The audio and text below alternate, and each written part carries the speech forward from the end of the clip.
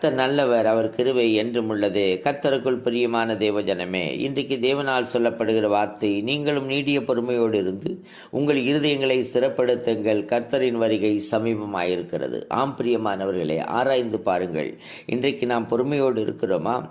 ஆமென். நிதானித்து பாருங்கள், இருதயம் ஸ்திரப்பட்டு இருக்கிறதா? ஆமீன், சோத்திரம். ஏனென்றால் தேவனுடைய வருகை சமீபமாயிருக்கிறது. ஆம் பிரியமானவர்களே, அர்ப்பணியுங்கள், தேவனோடு சார்ந்து வாழ. ஆமீன், சோத்திரம். பொறுமையோடு இருக்க அர்ப்பணியுங்கள். உங்களுக்காக ஜெபிக்கட்டும். பரிசுத்தமுள்ள நல்ல தகப்பனையுமாய் துதிக்கிறோம், ஸ்தோத்தரிக்கிறோம்.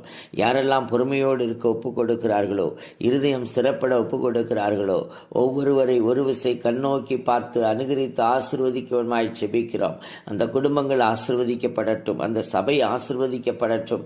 ஆமாண்டவரே, ஒவ்வொருவரும் சிறப்பட்டிருக்க தேவன் பலப்படுத்தி நிலைநிறுத்தி அனுகரித்து ஆசீர்வதிப்பீராக.